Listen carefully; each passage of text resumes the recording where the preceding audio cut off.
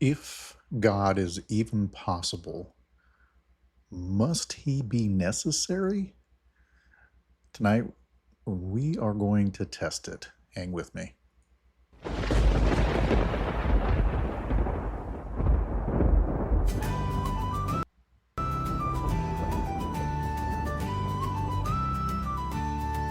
Coming from the wild, from the rain and the stone, where the wind has no name and the traveler's alone. There's warmth in the fire and truth in the tale of the watcher who walks where the bold-hearted fail.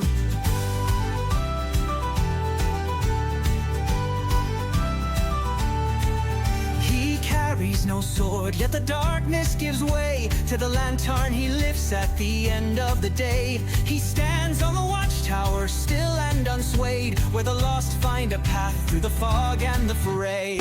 Pilgrim gray, oh steward of the lands, you carry the light in your weather-worn hands. A tale at the heart, a guide through the night. You open the gate between the wrong and the right. Yes, sir, through the wrong and the right. So tonight, as I mentioned in past episodes, we are going to talk about some evidences for God's existence. And not just any God, but the Christian God. And first, I want to cover what is known as the Ontological Argument. I've called this episode On the Edge of Reason and Revelation, the Ontological Argument in Knowing God. So, the way I view this, the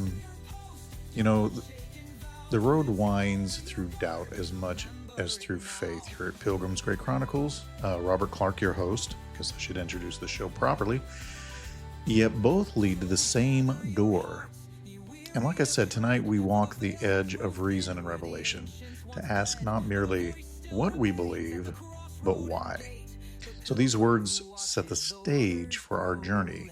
Imagine yourself as a wanderer at dusk, lantern in hand, approaching a door at the end of a long road.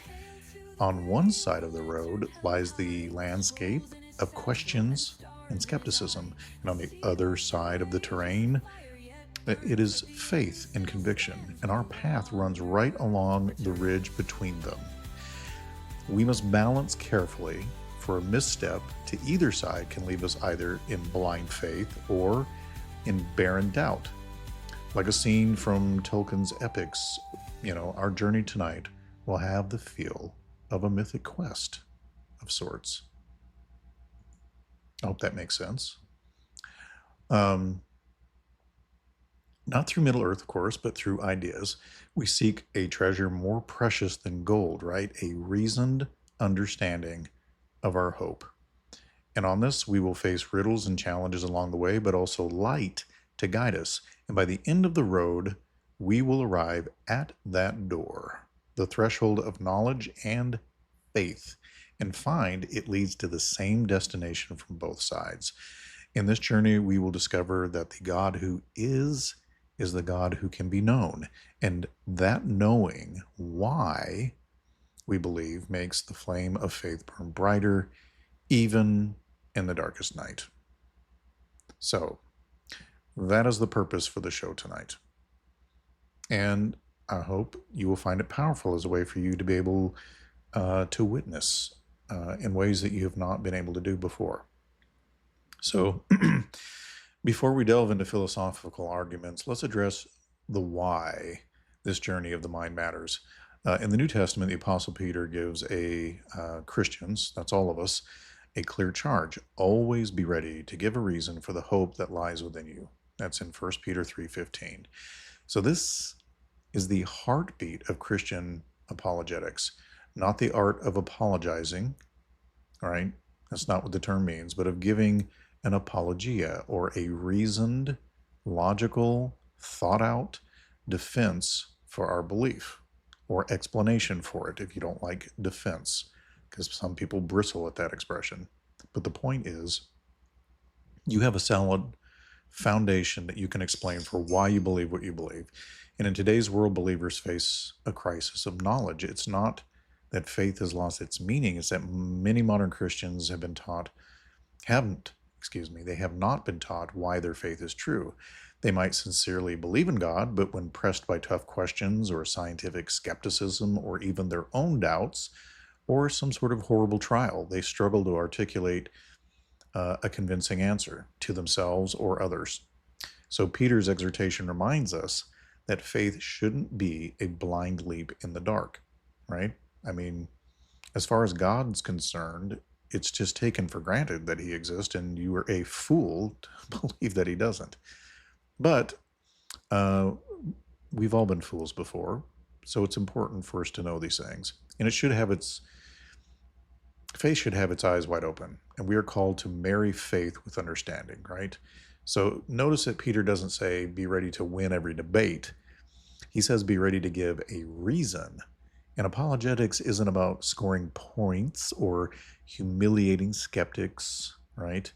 It's about clarity of conviction. It's about loving God, not only with our hearts, but with our minds also, right? Luke 10:27.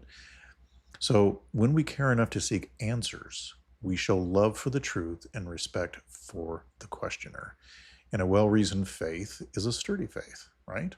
Why? Because faith without understanding is fragile. A few weeks ago, I told you about a person who basically stopped believing in God because he got a flat tire on the way to church. So a belief held only because one's parents or community believed it may crumble under pressure.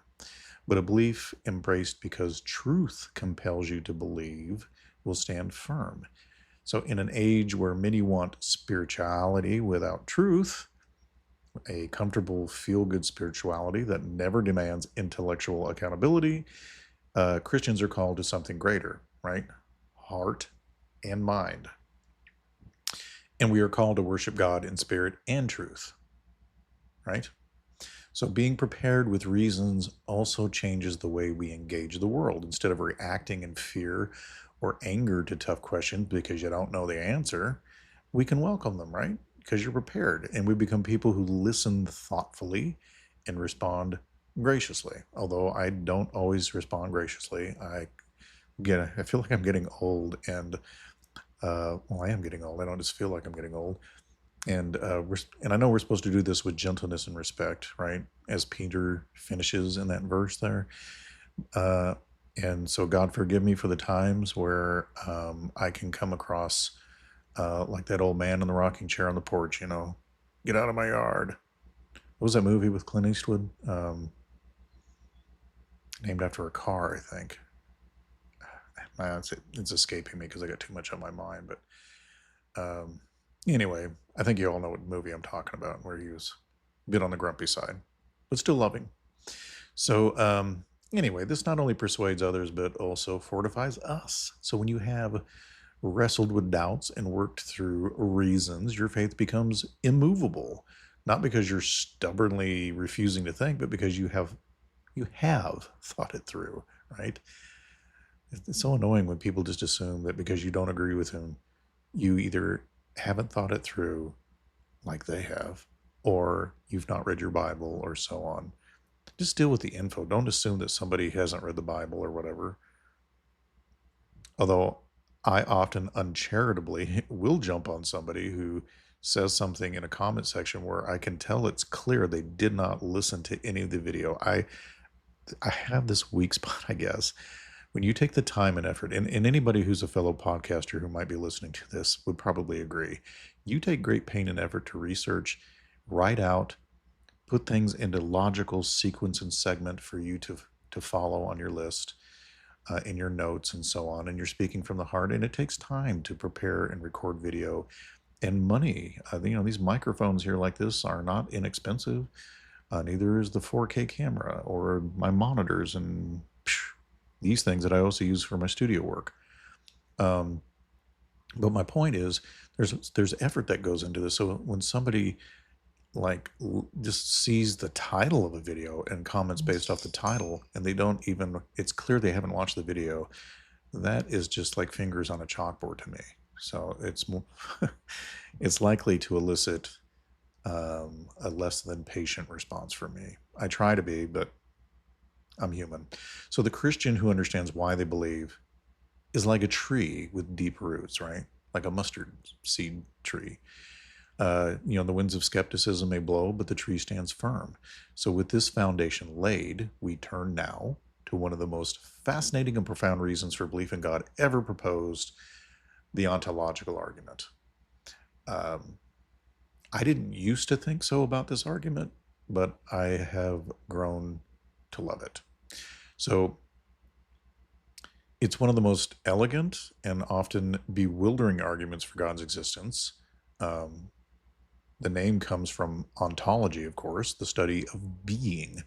And unlike arguments that look at the universe, like cosmological arguments, or design in nature, like the teleological arguments, the ontological argument starts entirely in here, your mind. It's a deductive a priori argument, which just means it uses pure reason and ideas, right? The Logos was with God and was God in the beginning. Logic, Logos, the word. Not observations of the physical world, though we can and probably will do that in the future. In essence, it tries to show that if we properly understand what we mean by God, then we must conclude that God exists. So, I know that sounds bold and probably absurd to some, especially people who don't believe in God. And it maybe even sounds like a magic trick, but think of the greatest being imaginable. And poof, he exists, right? Understandably, to say something like that makes people go, "You're full of crap." So let's break it down in simple terms and trace it from its origins. The argument has appeared in different forms over the centuries, but we'll start with a story to illustrate the core idea. I like using analogies. So, just imagine in your mind a perfect circle, not the band led by the Tool lead singer Maynard Keenan, but an actual perfectly drawn circle. You might picture it, but if you try to draw a perfect circle by hand, you'll find it's impossible to get it absolutely exact. No matter how carefully you draw, under a microscope, the line would wobble. But the idea of a perfect circle exists clearly in your mind. Now, philosophers like Plato would say the perfect circle is a real ideal or a form that exists beyond the physical. And so now just extend this idea to a perfect being, the greatest conceivable being. And we can conceive in our minds of a being of, say, maximal greatness, one who has no limitations except for logical coherence, of course. One who is all powerful, and I'll get to what that means later. One is all powerful, all knowing, and morally perfect. This being, by definition, would be greater than any other being we can imagine. And if you imagine a greater one, then that one, the one you thought about previously, can no longer be that, right? I think I must have forgot to turn off my hand signals on my camera because it keeps going wacky. I'll try to move my hands less. So now ask, would existence be a quality that adds to that greatness? Common sense says yes, right? That was my immediate thought. Was it yours? Because a being that exists in reality is greater than a being that exists only in your imagination. If someone offers you, let's say, an imaginary $1,000 versus a real 1,000, I think you would have to admit which one is better, right?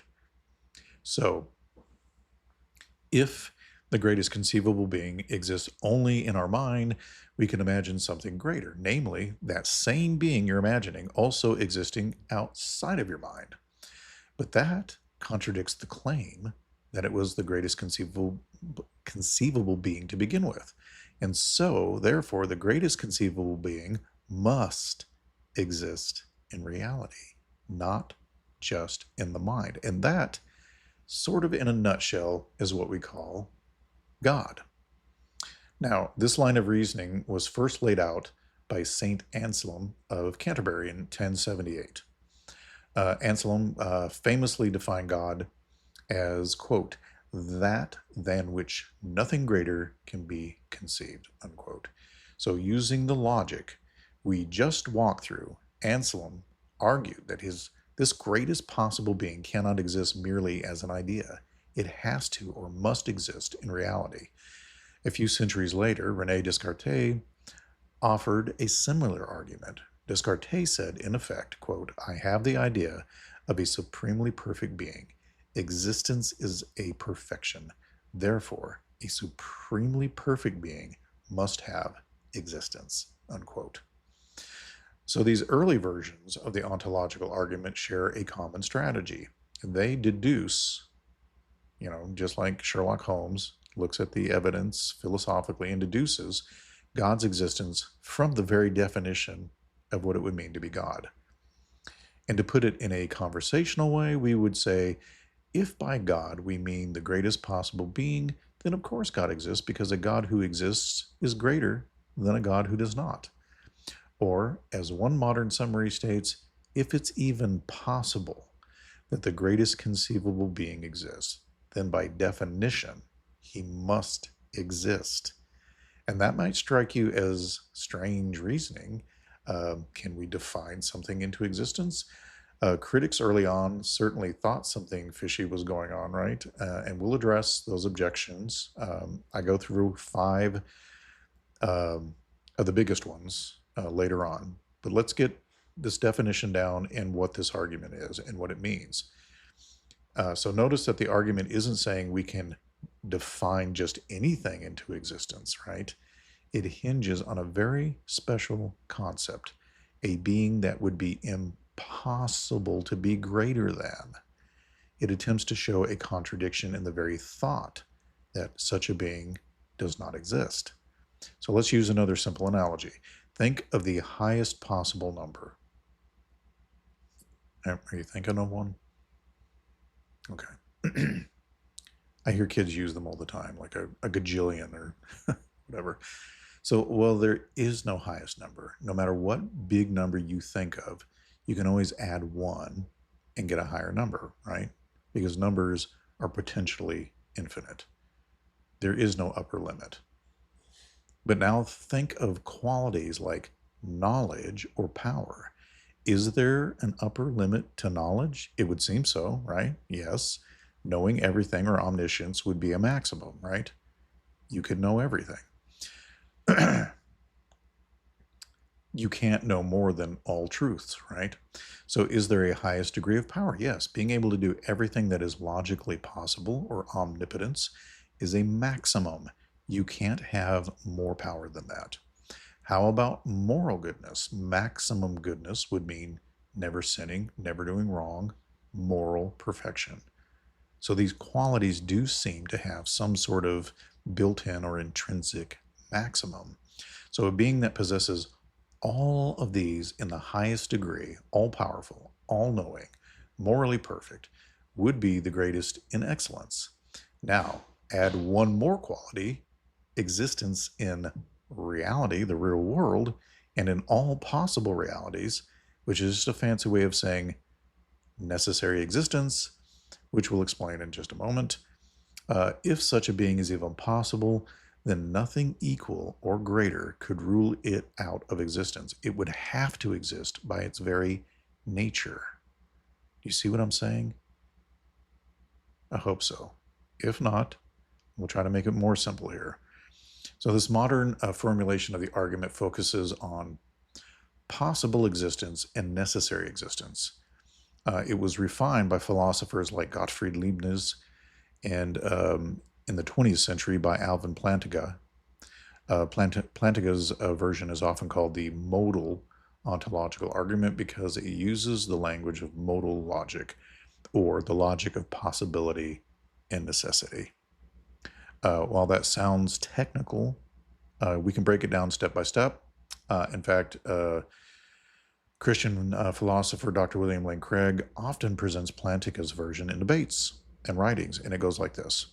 This is Plantinga's ontological argument, and it's 6 steps. 1, it is possible that a maximally greatest being exists.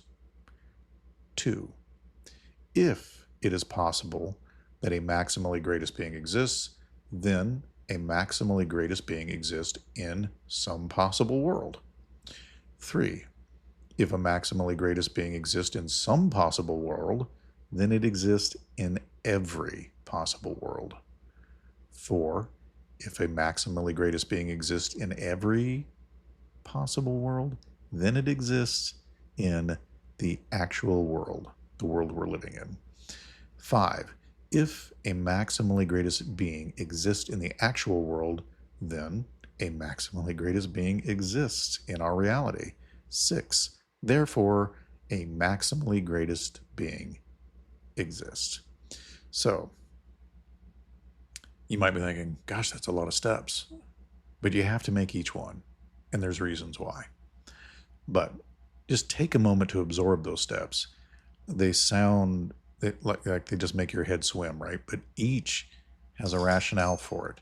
So let's clarify the terms first. A possible world, right, in philosophy doesn't necessarily mean another planet or universe. It simply means a complete way things could have been. It's like a full description of reality with some variation in it. Like if something exists in some possible world, it means it could have been the case. For example, there's a possible world where you had oatmeal instead of eggs for breakfast this morning, right? It didn't happen in the actual world, but it could have. So it's possible. You see what I'm saying? So think of possible worlds as hypothetical scenarios or complete histories. And now, what is a maximally greatest being, or MGB? Plantinga defines it as a being that is maximally excellent in every possible world.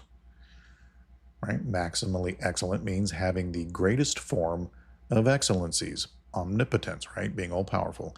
Omniscient, and being all-knowing. And moral perfection in a given world, right?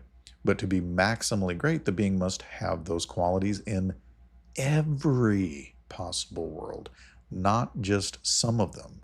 So in other words, a maximally great being cannot fail to exist or lack power or knowledge in any conceivable situation, or it's not the greatest.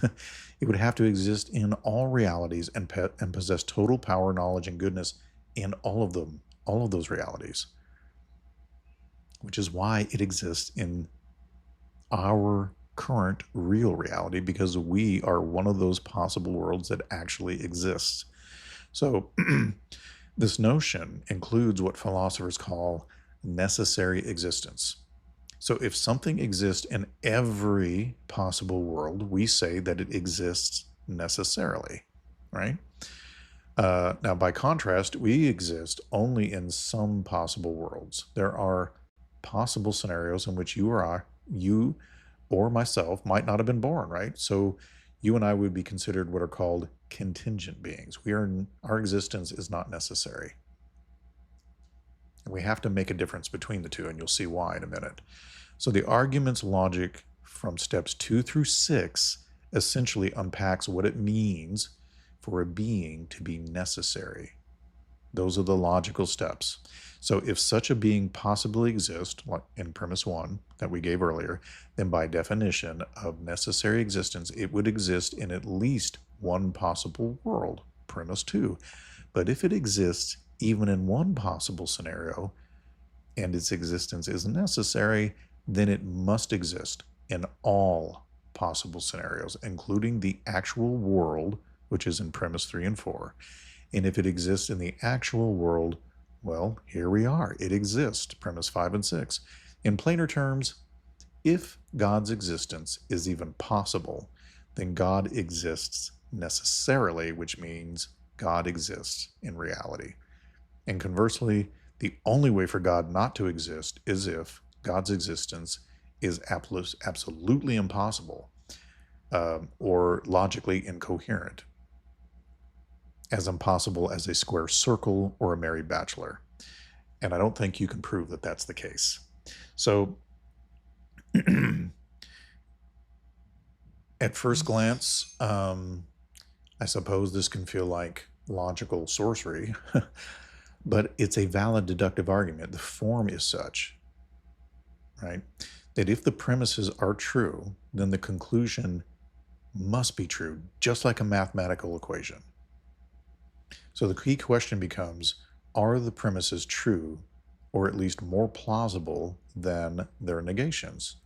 Specifically, premise 1 carries pretty much the entire weight of the argument, and it says it is possible that a maximally great being exists.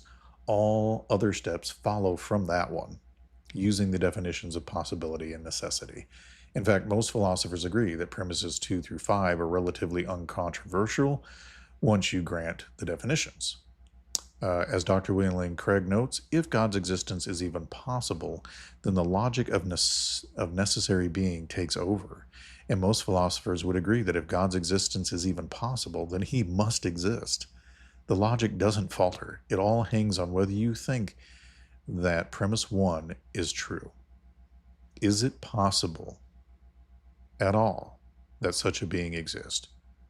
Or, equivalently, is the concept of a maximally great being coherent? Or is it somehow like a square circle, a nonsensical combination of words? I think it's completely coherent. So intuitively, right, the idea of a maximally great, all-perfect being seems completely coherent. There's nothing obvious about the concept of an all-powerful, all-knowing, all-good, necessarily existing being that contains a contradiction. It's not like a married bachelor, which is directly self-contradictory, right? Think about that for a second. A married bachelor is impossible by definition. The very meanings of married and bachelor conflict, so it's logically incoherent. But a being who is omnipotent, omniscient, and morally perfect, existing in all possible worlds, doesn't present an immediate conflict, like the examples I just gave of a square circle or a married bachelor. The concept appears perfectly conceivable. It doesn't force us to imagine a logical absurdity, right? Now, that gives us at least a primary first glance reason to say God's existence is possible. And if it's possible, the ontological argument says, then God actually exists logically. It's inescapable, just like 2 + 2 = 4. So at this point, if your head is kind of spinning a little bit, you would not be alone. The ontological argument has always been controversial, even among theists. It's like a high wire act in reasoning, right? A bold move that either soars or crashes. And many objections have been raised, and it's important that we address them, right? After all, our goal is not just to recite an argument here, but to prepare for the questions unbelievers or even yourself might have about it. So we're going to walk through some common challenges and see how thinkers like William Lane Craig, Alvin Plantinga, or even an old friend of mine from Facebook that I don't stay in touch with and probably doesn't even remember who I am, Timothy Stratton, responds. I've known him even before he finished Biola University and wrote his book. I think we met when we were both debating the same person about ontology or Molinism, perhaps. I can't remember. Anyway, this way we'll not only have the logical put together argument or modus ponens, the actual argument itself, those 6 steps I gave you, but also be ready with rebuttals when people go, oh, hold on, that's a bunch of crap, right? So I'm going to offer you a kind of modus tollens against the critics, if you will, if you want to call it that. It's just a fancy way of, these philosophical terms to put it in language we can all understand. I'm just giving you arguments against their arguments that are logical, step by step. So one of the first ones you're going to hear, if you're defending the argument step by step, is you're just defining God into existence. Isn't this circular reasoning? So this will almost always be the first reaction because it feels like cheating, right? They'll say, so you define God as a being who must exist and then claim such a being exists. Of course you'll conclude God exists. So this objection was essentially made by one of Anselm's contemporaries, a monk. I'm not even going to try to pronounce his name. Maybe his first, which looks like it would be pronounced Gaunilo. Anyway, he wrote a rebuttal titled On Behalf of the Fool, in which he offered a parody. He says, imagine the greatest conceivable island, an island in which none greater can be conceived. It has every luxury, perfect climate, etc. And by Anselm's logic, this perfect island must exist, since an island that exists is greater than one that doesn't. Gaunilo's point was that you could plug anything into that argument, right? An island, a pizza, a unicorn. And in our modern universities, they usually use the perfect pizza. People love the pizza or the spaghetti monster and so on. And prove it exists, which suggests something is wrong with the reasoning. But here's the problem. Not all concepts are equal, right? The ontological argument doesn't work for arbitrary things like islands or pizzas because those things don't have intrinsic maximal qualities. Does that make sense? There is no clear greatest possible island. Any island could always be a little bigger or have one more palm tree or an extra slice of pizza with more toppings. Islands or pizzas or most physical objects have no intrinsic maximum. Their greatness is limited and subjective to personal taste, right? In contrast, the concept of a maximally great being involves qualities that do have intrinsic maximums, as we discussed earlier, like omniscience or omnipotence. There's a built-in upper limit to knowing everything or having all power. And the argument for God includes necessary existence. The island example does not. An island is by nature a contingent thing that we discussed earlier, right? Remember the difference, contingent and necessary? It could exist or not exist, and it certainly doesn't exist in all possible worlds, right? There's no reason an island must exist. But God, in the ontological argument, is defined as a being who would exist in all possible worlds if he exists at all. So in other words, Gaunilo's parody fails because an island cannot be maximally great in the way God can.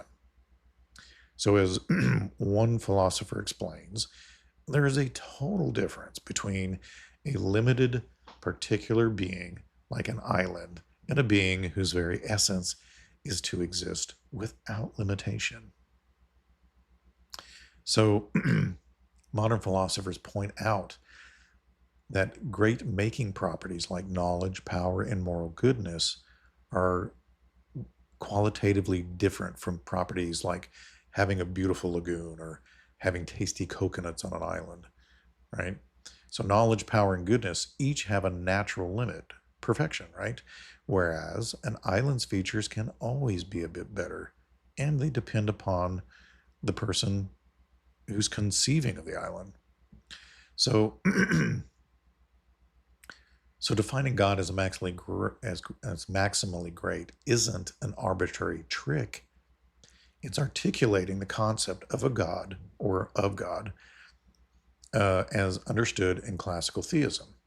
The argument then explores the implications of that concept as long as the concept itself is coherent. We are not illicitly smuggling God's existence into the definition. We're saying if such a thing is possible, it must exist, right? And here's one more angle to look at it. It's true that we start with a definition of God, right? The greatest conceivable being. But a definition by itself proves nothing. It's the logical consequences drawn from it that do the heavy lifting, right? So the argument is essentially a reduction to absurdity, or what they call in Latin a reductio ad absurdum. It assumes the opposite of what it wants to prove. In this case, assume the greatest conceivable being exists only in the mind, not reality, and then shows that assumption leads to a contradiction. So the contradiction is that we end up saying, well, the greatest conceivable being is something greater than which can be conceived. which is nonsense. Therefore, the assumption must be false, and the greatest conceivable being must exist in reality. And that's not circular, it's a legitimate form of proof, right? The key, again, is whether the initial assumption, which is that the greatest conceivable being might not exist in reality, is genuinely contradictory. So the ontological argument says it is, once you unpackage what greatest conceivable being means. So then we have a second most likely response you'll get, which is that existence is not a predicate or perfection you can simply include in a concept. So this is an argument dropped by a famous philosopher named Immanuel Kant. So Kant argued that existence isn't like other properties. You can't say X has the property of existence in the same way you say X is blue or X is tall. Existence, according to Kant, isn't a great making property because saying something exists doesn't add information about the nature of the thing you're describing. It just posits that the concept corresponds to something real. Or in simpler terms, Kant was accusing the ontological argument of treating existence as if it were just another superlative quality. And he said that's a mistake. A supremely perfect being, Kant argued, might or might not exist, but you don't make it exist by adding, oh, and by the way, it exists to your definition. So,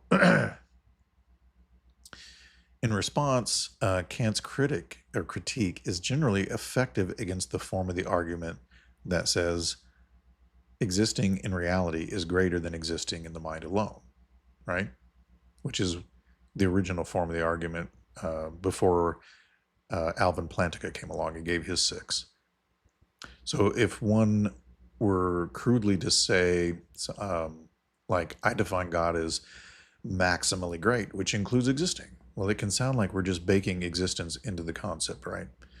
But if you look at the modal version, Plantinga's, that I presented earlier, it doesn't do that in the same way. It focuses on necessary existence as part of God's greatness, not just existence.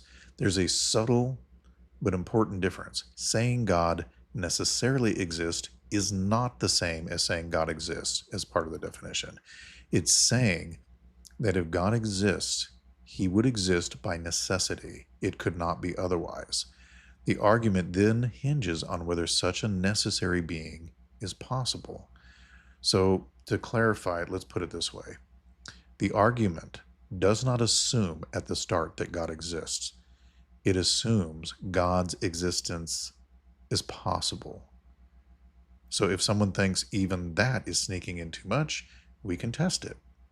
Is the notion of a necessary maximally great being self-contradictory, like a married bachelor or a square circle? If not, then it's legitimate to consider God's existence being possible. Now, Kant's point that existence is not a predicate reminds us we can't just claim something exists because it would be greater if it did. But in the ontological argument, existence isn't treated as a normal predicate like color or size, right? It emerges as a consequence of possibility plus necessity. Another way to see it, Kant said that you can't define things into reality, and I would agree. But the ontological argument is saying the very concept of God uniquely bridges that gap between idea and reality, if it's coherent. So, in fact, some have argued, like Gottfried Leibniz, among them, that Anselm's argument needed one more step to show that a supremely perfect being is a coherent idea. And Plantinga's version essentially adds that step by focusing on the possibility premise. So once we're sure no contradiction is hiding in the concept, the possibility of God does the work to reach the actuality. I hope that makes sense. So Kant's critique rightly guards us, in a good way, really, against simplistic thinking, but it doesn't refute the carefully formulated modal argument. Even Kant, that's kind of ironic, isn't it? Even Kant couldn't show a contradiction in the concept of God. He just objected to the move of treating existence like a property in a list, like being tall or being blue. Modern defenders responded, necessary existence can be considered a great making property, and it's not quite the same as just saying existence. It's a modal property, or a property about how a being would exist, not an assumption that it exists. And that's the difference. So I think that is a logical defeater of what Kant is trying to imply. And then 3, what if I just say, it's possible God doesn't exist? Couldn't we run a reverse ontological argument that concludes God does not exist, right? I've actually seen this done before. This is an excellent question, and one that philosophers have actually posed, and I've seen it. If premise 1 is the key, then all somebody has to do is hold the opposite, right? It's possible that a maximally great being does not exist, and call that premise 1. Then by similar reasoning, go through the rest and say, basically, it would imply that in every possible world, a maximally great being does not exist. Hence, in the actual world, God does not exist. So in other words, unless you already think God is possible, the argument doesn't convince. Say an atheist could just assert the negative possibility and derive atheism as a conclusion. So it would seem like you would be at an impasse, right? And this is where we have to distinguish epistemic possibility. So for all we know, maybe God exists, maybe not. From metaphysical possibility, what is really possible in reality. So both the original argument and the reverse argument cannot both describe reality because they yield contradictory conclusions. So if one says possibly God exists and another says possibly God doesn't exist, they can both be epistemically true for a person who is unsure, right? You might say, from my limited standpoint, maybe he exists or not. But metaphysically, only one of those can be the actual state of affairs.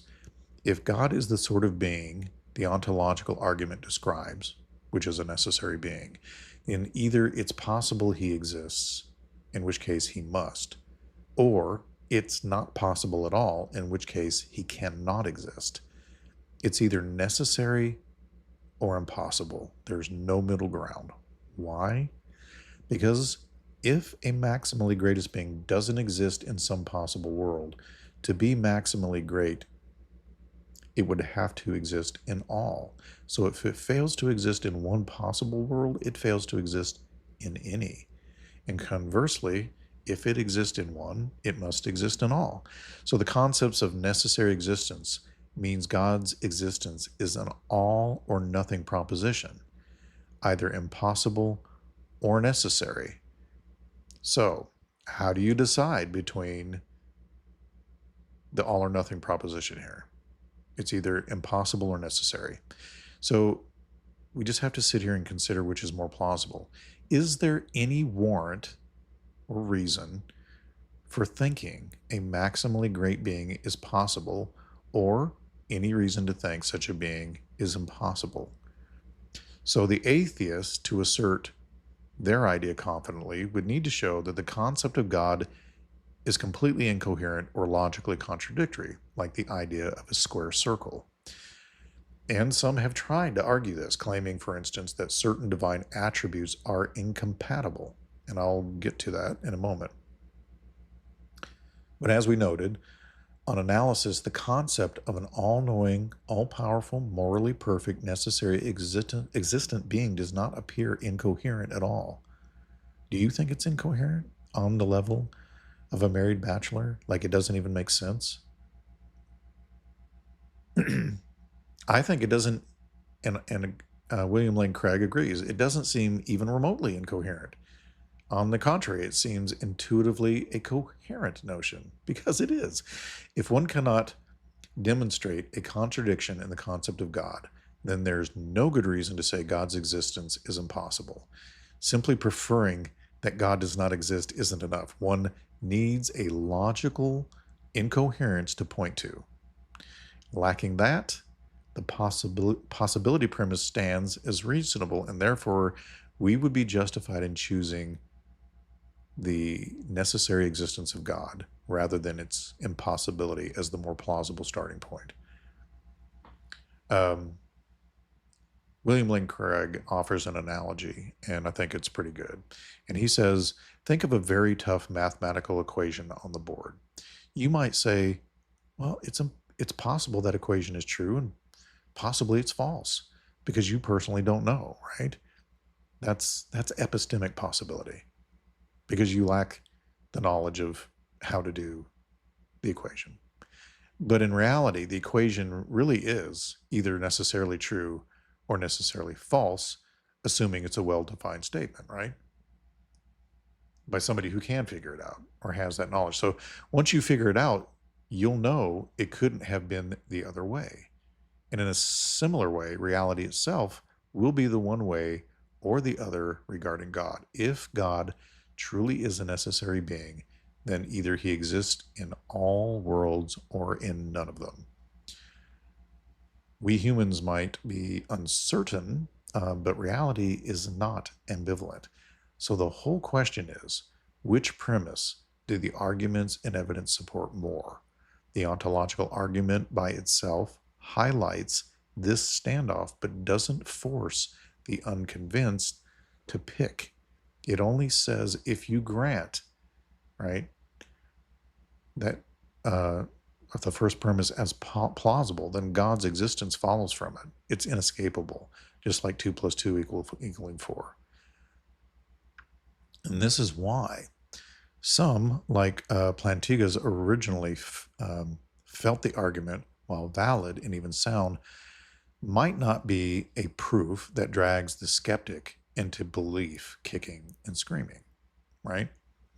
A determined skeptic can simply deny the first premise without contradiction and say, well, I just think the idea of God is like the idea of a square circle, impossible, even if I can't pinpoint why. However, that stance has a cost. It requires faith and a very strong claim that God's existence is impossible. And many atheists won't go so far. They'd rather say, I don't think God exists, but maybe I can't prove it's impossible. The ontological argument gently presses such folks. If you won't say it's impossible that God exists, then you should consider that he does exist. It effectively shifts the burden. And so an atheist must maintain that God is not just actually non-existent, but impossible in principle, which is a much harder claim to defend. And the thing is like the argument says, if the atheist admits that it's even possible, then it's a necessity, and therefore he exists. But anyway, so Craig often suggests combining the ontological argument with other arguments. But I don't have time to present them all here, but I will present other ones. But I just wanted to, present this one for the evening. So for God, anyway, other arguments for God to bolster the plausibility of premise 1. For example, if the cosmological argument from the universe's beginning or contingency suggests there is a cause or necessary being behind the universe, that gives independent reason to suspect God's existence is possible or even likely, right? If the moral argument indicates an all-good lawgiver, which I believe it does, that again dovetails with the God concept, right? Making it logically coherent. These arguments together reinforce, again, the coherence and reality of a maximally great being. And Craig uses the analogy of chainmail, armor. Each argument for God is like a link in a mesh, overlapping and supporting each other, rather than a single chain link where if one breaks, the case falls apart. So one might come to premise 1 of the ontological argument already persuaded by other considerations that a maximally great being could exist, right? And at that point, the ontological argument powers on to conclude that such a being must exist through its logical arguments, its premises. So, objection number 4. Aren't some of God's attributes themselves problematic or contradictory? For instance, can a being really be all-powerful and all-good given the existence of evil, or omnipotent and omniscient? If God knows everything, including his own future actions, can he have the power to change them? So I personally feel like this is the strongest argument they have against it, to try to make premise 1 logically incoherent. But these are really, I can't spend a whole lot of time in here, but these are deeper philosophical and theological puzzles, right? Crossing into the problem of evil and debates on divine foreknowledge and free will. They aren't direct refutations of the ontological argument's logic, but they aim to show an internal incoherence in the concept of a perfect being. So if any of those challenges were to succeed, it would undermine the very crucial premise 1 by making God's nature incoherent. However, most Christian philosophers believe these can be resolved. For the problem of evil, one can argue that an all-good, all-powerful God could have morally sufficient reasons to permit evil, right? They call this a theodicy. For omniscience versus omnipotence, one can note that knowing what one will do is not a constraint on power. God could do otherwise, but wouldn't choose to go against his own perfect nature or perfect knowledge. Additionally, definitions are important, right? Omnipotence is usually defined as the power to do anything that's logically possible. So God cannot make a square circle, but that's not a real limitation. It's just nonsense. It's logically incoherent. Similarly, God's attributes, properly understood, unchanging, eternal, are not thought to conflict.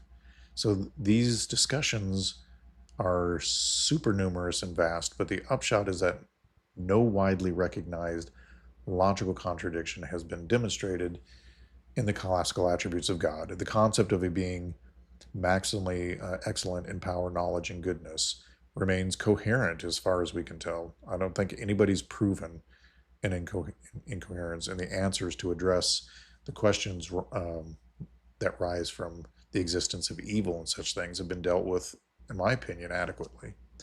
So the premise that such a being is possible still stands. And it's worth noting, a historical insight, even a skeptic like David Hume didn't find a logical contradiction in God's nature. Hume's objection was more that we cannot deduce existence by pure thought, and that necessary existence is not a meaningful concept because we can imagine something not existing. But Hume was really questioning whether anything can be logically necessary in existence. So modern modal logic would answer that by formalizing what it means to be necessary, right? Like existing in all possible worlds, and showing, sorry, I got something in my eye here, and showing that it is a consistent concept. So the ontological argument essentially says, if anything fits the bill of necessary existence, it would be the greatest being concept. And since contingent existence, things that come in and out of being, is something we see in the world, the idea that there is a necessary being that grounds all of reality is arguably very plausible. It connects also to contingency arguments. In fact, some have pointed out that when God calls himself I am, it resonates with the idea of necessary existence. But we'll get to that in a moment.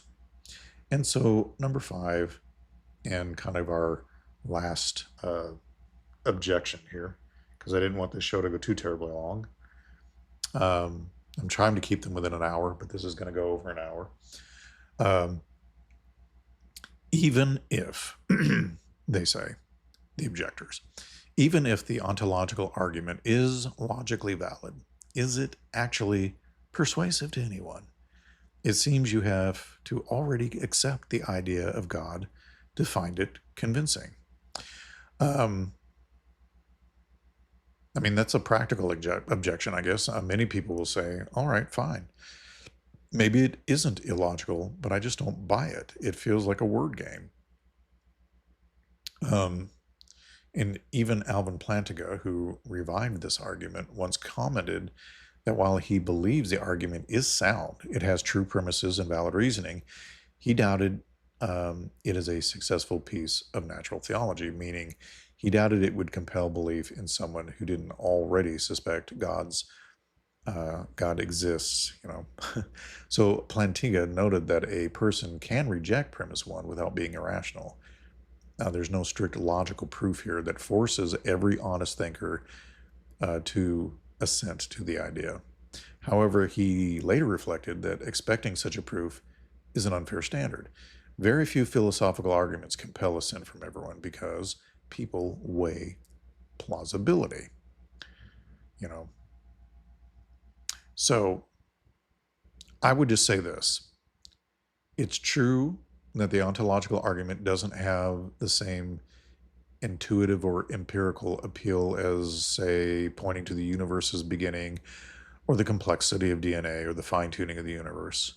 It operates at an abstract level. And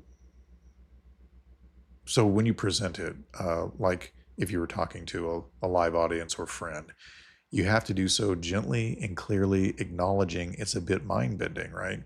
So the goal might not be to make a skeptic beat their chest and cry, I now see God exists, on the spot. Rather, the goal is often to show that belief in God can rest on rigorous reasoning alone, and that even an argument this abstract has merit. It can plant a seed of doubt in the doubter's mind.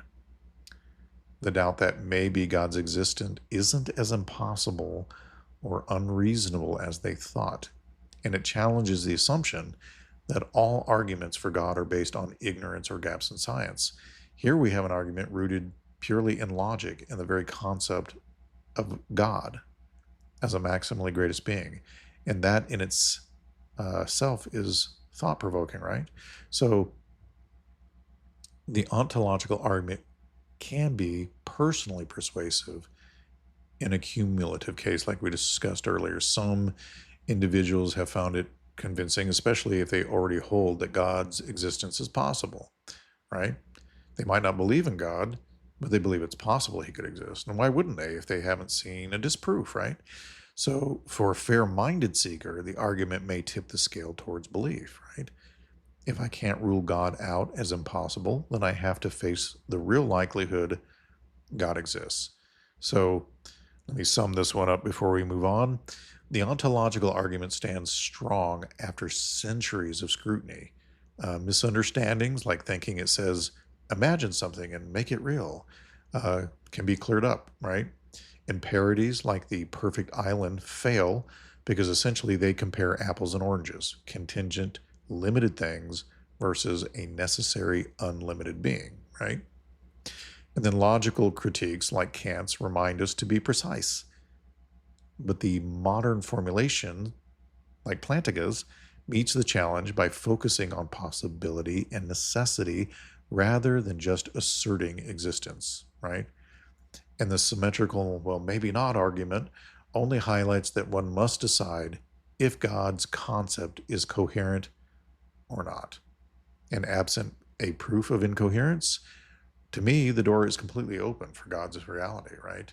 And therefore he must exist, according to the ontological argument. So in the end, the ontological argument doesn't stand alone as a silver bullet, but to me, it's a great, rich part of a full apologetic arsenal. It shows that believing in God can be deeply rational. And it takes one of the skeptic's favorite slogans, right? I only believe in what's logical. And says, okay, fair enough. Let's follow logic all the way. And remarkably, that road of pure reason can lead to God's door, right? So, having reached this point, some might say, well, all right, suppose I grant that a maximally great being exists. How do we know this is the Christian God? Couldn't it be some generic deity or the God of some other religion? How do we get from philosophical theism to Christianity specifically, right? And that's a very important, crucial question. It leads us to the next part of our journey, connecting reason to revelation. So, the ontological argument, like other philosophical arguments, aims to establish theism, the existence of God in general, basically, a creator who is all powerful, all knowing, and perfectly good. So, if the argument succeeds, we've concluded that there is at least one necessary, maximally great being, greater than any other being. But it doesn't by itself tell us God's favorite color, or what texts are inspired, or how God feels about us, and it doesn't specify Christianity as opposed to, say, Judaism or Islam, which also affirm one God who is omnipotent and omniscient. So, how do we identify this being as the God of the Bible, or Yahweh, or the God of Abraham, Isaac, and Jacob, who became incarnate in Jesus Christ? Well, first, let's recognize that the God proven by the ontological argument fits remarkably well with the God described in Scripture, right? The argument gives us a being who is eternal, exists in every possible world, hence outside the constraints of any particular time or universe, is omnipotent, omniscient, morally perfect, and the ground of all reality. In the Bible, God says, I am the Alpha and the Omega, who is and who was and who is to come, the Almighty, right? An expression of eternal, necessary existence and omnipotence. In the Old Testament, when Moses asked God for his name, God responds, I am who I am, right? And the word Yahweh essentially derives from the expression to be.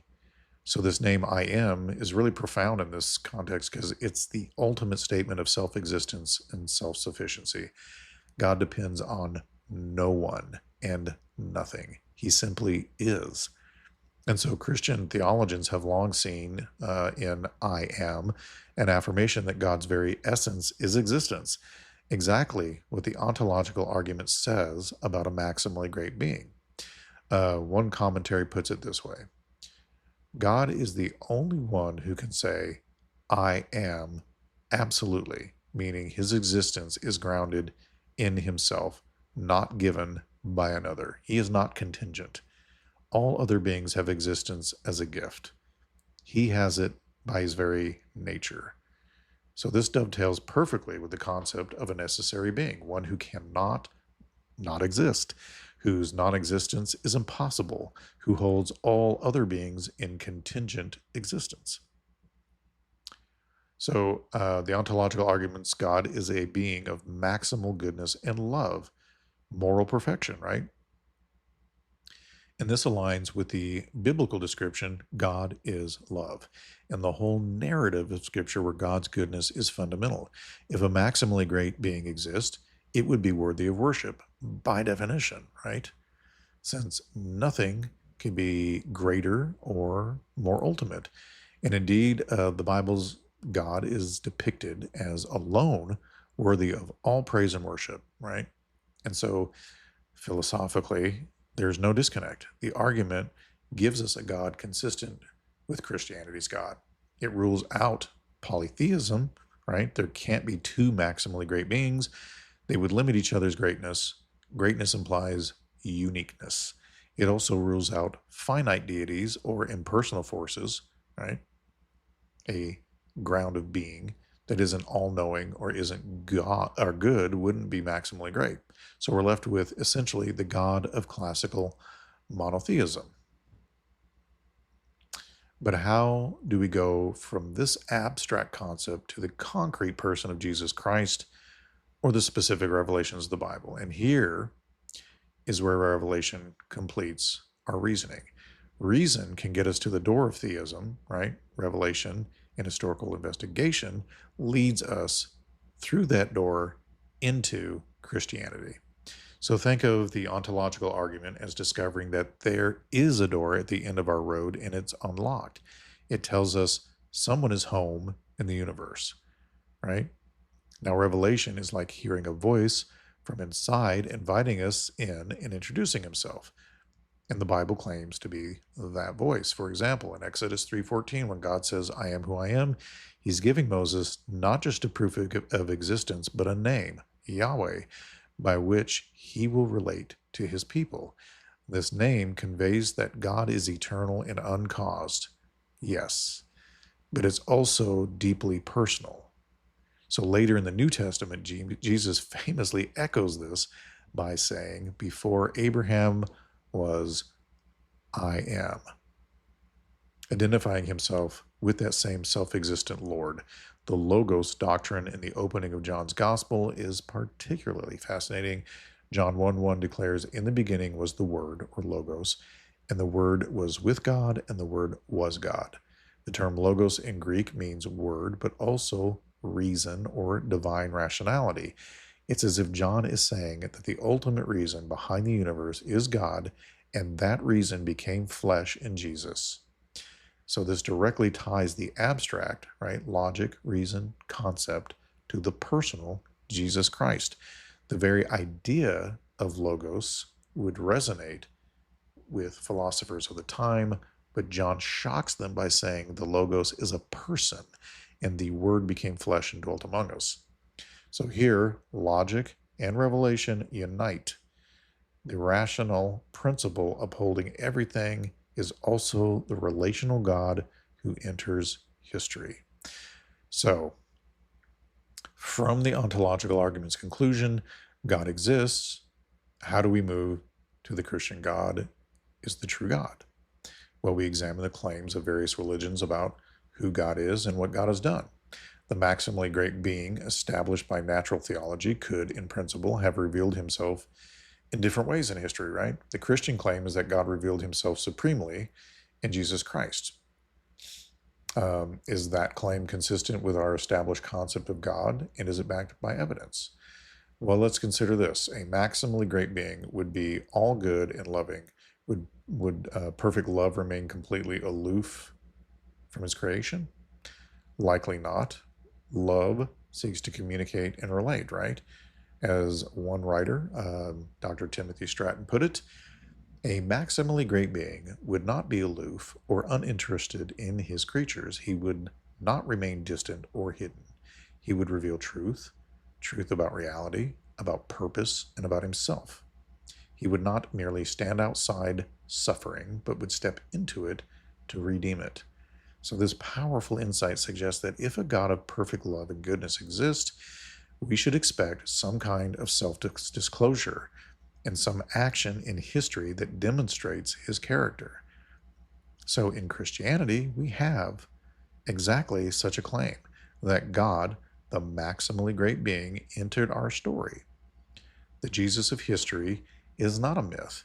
He's a documented figure who, unlike any other founder of a religion, claimed to be one with God and validated that claim in a dramatic way. The Christian narrative says the Logos, or the maximally great being, became flesh as Jesus, taught with divine authority, sacrificed himself for our sins in the ultimate act of love, and rose from the dead, conquering death. So the resurrection of Jesus is a historical claim that can be investigated. And interestingly, if a maximally great being exists, miracles like a resurrection are not only possible, but highly plausible, because such a being would have power over life and death, and a perfectly loving God might very well choose to overcome death to save his creatures. Stratton notes that if the God of the ontological argument exists, then the resurrection is not only possible, it is in many ways expected. Why expected? Because what better way to show ultimate love and defeat evil than for God to enter the world and take on suffering himself to rescue us, right? It takes on things morally and legally. And it's precisely what Christianity says happened. So now, doesn't this prove Christianity is true? Or, I'm sorry, it doesn't necessarily prove Christianity is true. Rather, it shows Christianity to be a natural fit with the God that pure reason has led us to this evening. It takes the next step by offering specific revelations and historical acts of God. We can then marshal evidence for those, the historical reliability of the Gospels, the testimonies of the resurrection, etc., that goes beyond our focus tonight, but it's good to see the continuity. The philosophical God and the biblical God are one and the same. So, as Dr. Craig often says, arguments like the ontological one get you to a core concept of God consistent with Christian monotheism. From there, one considers Jesus, his life, claims, miracles, and resurrection. If he truly rose from the dead, and there's strong evidence he did in the empty tomb and appearances, then that vindicates his claim to be the revelation of God. The ontological argument assures us that believing in an all-perfect being is rational. The resurrection assures us that this being has personally revealed himself and confirmed the truth of Christ's message. So the two together give us a full picture from the rational logos to the incarnate word.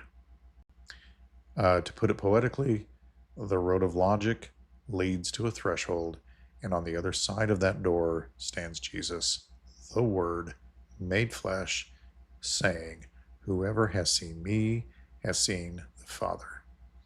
So the philosophical journey meets the person of Christ. The Apostle John opened his gospel by merging these, right? Essentially saying the Word, or reason, was God, and the Word became flesh. In Christ, the abstract greatness of God becomes concrete and tangible. It's as if the ontological argument became flesh. And this means our belief in Christianity is not a leap that abandons reason at the final step. It's the fulfillment of reason by revelation. So to answer the question, yes, the ontological argument's God is the same God that Christianity worships. We move from knowing that there is a God in general, right, to knowing who God is in particular by looking at God's actions in history and ultimately in Jesus. And the self-existent I am of Exodus is, in Christian understanding, the very one who took on humanity in Jesus. Jesus even used the phrase I am in ways that echoed that divine name, right? And his earliest followers, devout Jews who believe in one God, identified him with Yahweh, calling him Lord. And they did so because of what they witnessed. So his authority over nature, his forgiveness of sins, and supremely, his resurrection from the dead, right? They experienced the maximally great being in the flesh, full of grace and truth. And as one writer concluded after examining the ontological argument alongside Jesus' story, quote, "In short, the MGB of the ontological argument looks remarkably like the Jesus of history," unquote.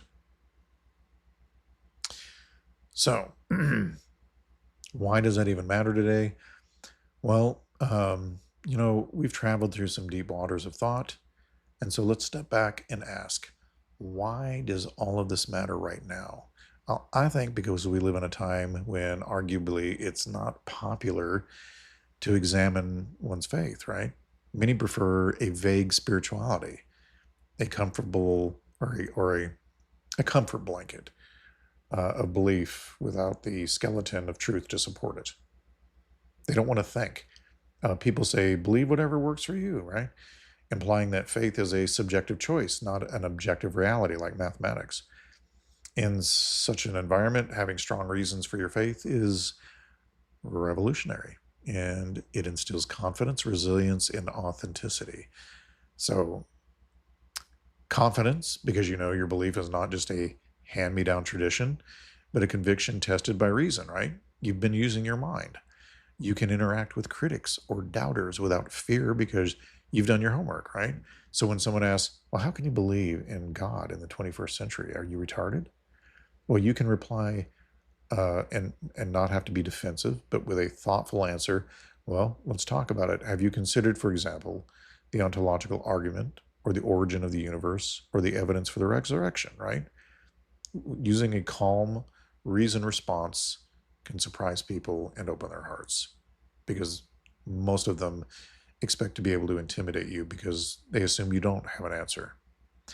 And then resilience, because as we mentioned, faith with understanding can withstand the storms, right? Imagine two people.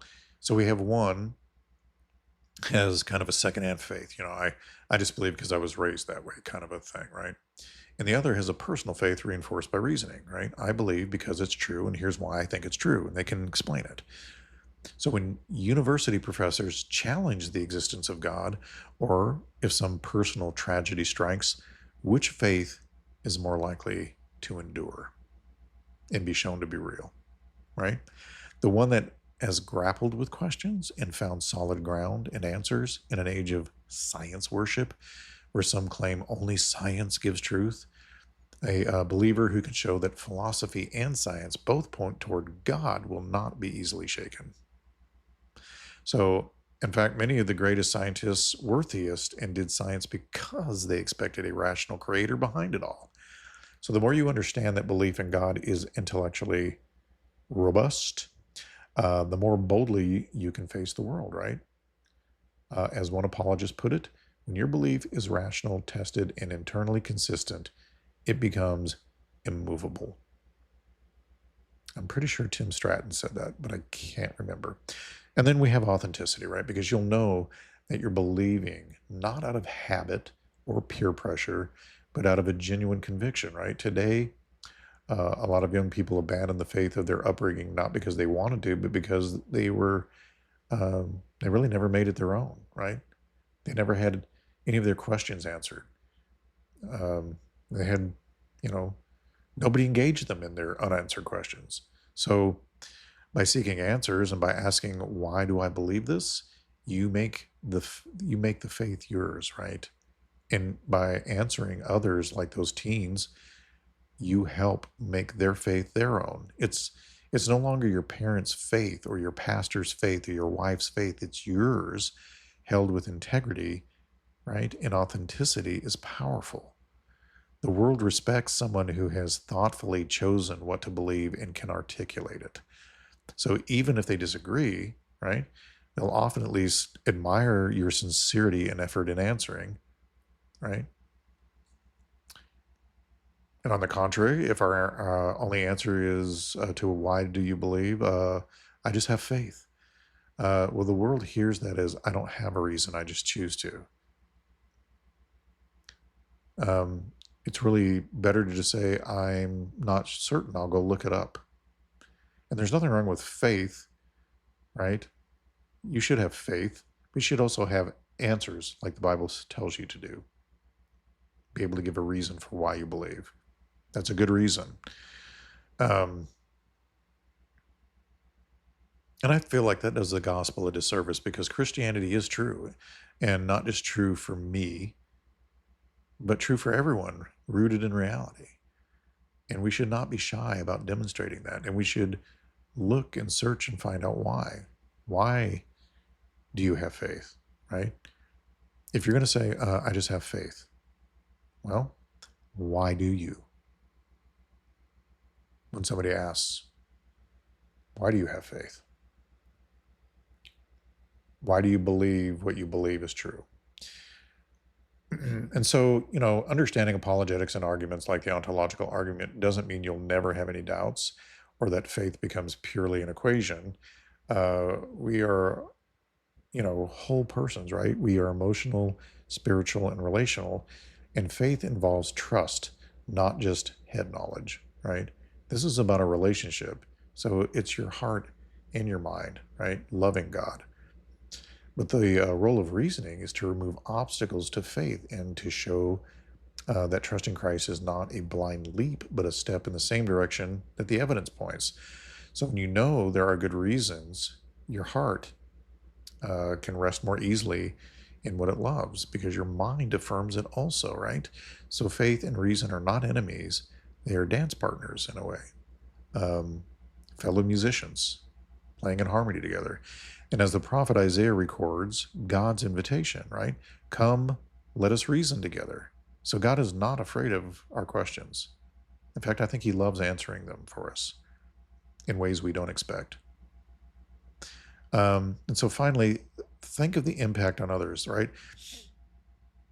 If you're talking with other people in your conversations, when you share not just what you believe, but why, you really honor the listener because you're saying, I take your questions seriously. I've asked them to. Here's what I found out, right? And that approach can be the difference between someone dismissing you as a fanatic nut job and someone actually considering, hey, maybe there's something to this. And in doing so, you leave breadcrumbs for them. In the early church, believers were so convinced and winsome in sharing why Christ is Lord, right? Reasoning from the scriptures, that many were persuaded, right? So reasoning from the scriptures and giving solid reasons is part of sharing the gospel. And sometimes apologetics can even be pre-evangelism, right? Like breaking up the soil for the seed of God's word. It tills the soil so the seed of the gospel can take root. And in our skeptical age, it may be more needed than ever, right? Because a lot of the soil is pretty hard. And people have heard slogans like faith is irrational or church is anti-intellectual, right? And when you know why you believe what you believe, then you get to shatter those misconceptions by your example. So just ask yourself, do I believe simply because I feel it or because it's been explained to me? Or do I believe because I'm convinced it is true, because I've looked up answers and I know why I believe what I believe? If every supportive voice around you fell silent, right? No church community, no family encouragement, would your faith have a leg to stand on? So if tomorrow some charismatic celebrity or professor mocked Christianity as a fairy tale, because it happens daily on social media, it happens in my comment section on every social media I have, would you secretly worry they might be right, or would you smile knowing you have solid reasons they perhaps haven't considered? So the goal here is not pride. You should be humble, knowing we don't know everything. Our goal is assurance. We can have a faith that is humble yet unshakable because it's grounded in truth and love. So there is that. Oh, I forgot my cute little things up here. I should have shared those with you. In fact, I'll share them with you now. How's that? We'll look at this one right here. Oh, see, isn't that lovely? I'll make it full on and we'll replay it.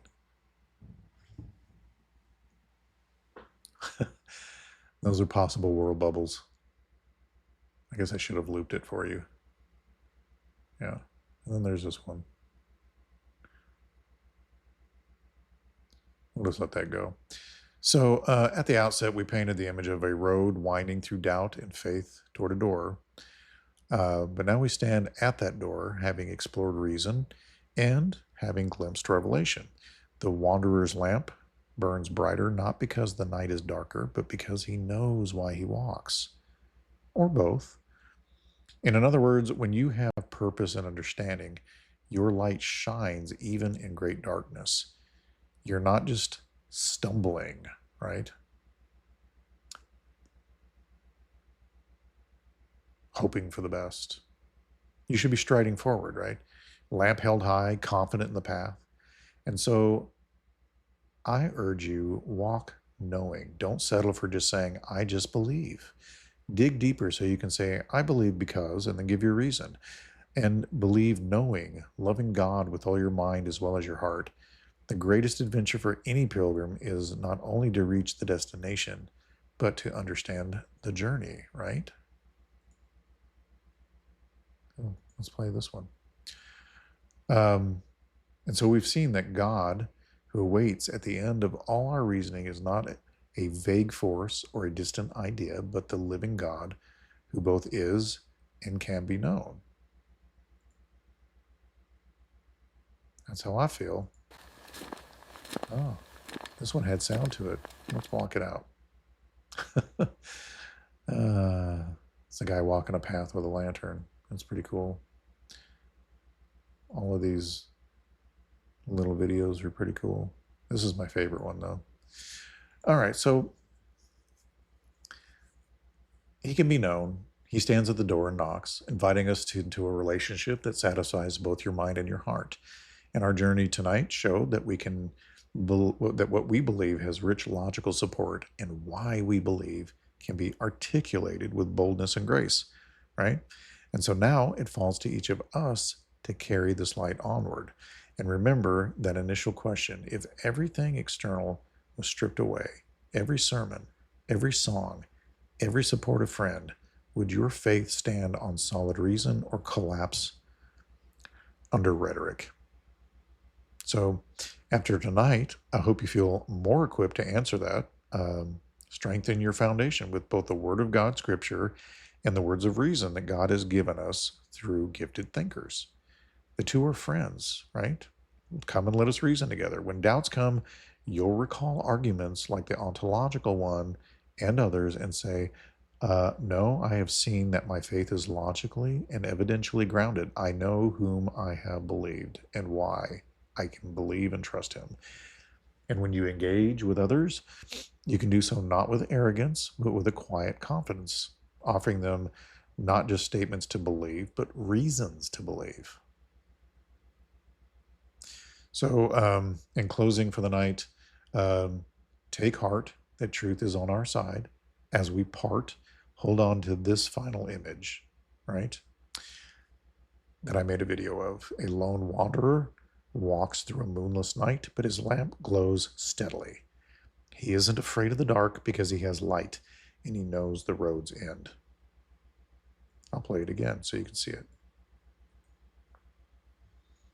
That wanderer can be you and myself. We walk through a world often dark with confusion and skepticism, but our lamp, the light of Christ, illuminated, right, by reason and revelation, burns brighter, precisely because we know why we walk. We know our destination and the one who awaits us. So just walk knowing, believe knowing, for the God who is the God who can be known, and he has made himself known. And that is our hope, our reason, and our unshakable confidence, right? So I wish Godspeed to all of you. Sorry that my voice gives out on these over hour-long shows.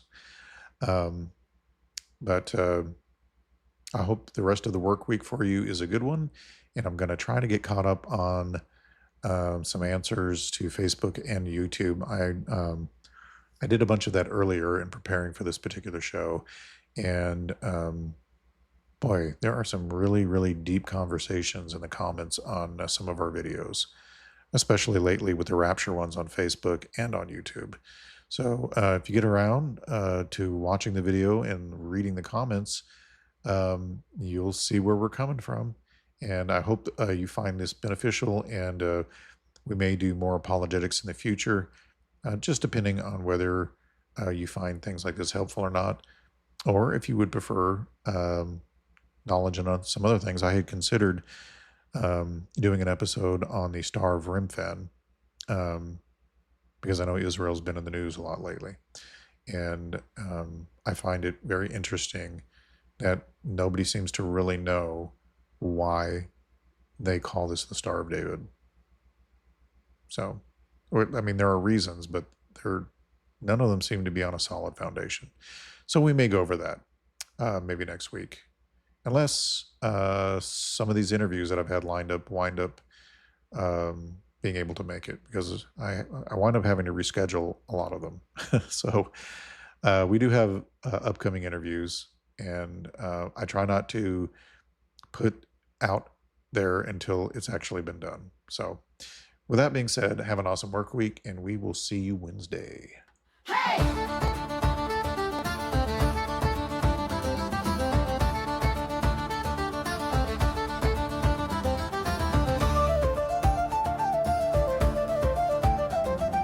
Gather round, ye travelers, lend me your ear. A tale of heroes who knew no fear. Through shadowed woods and mountains steep, their legacy lives where the wild winds sweep.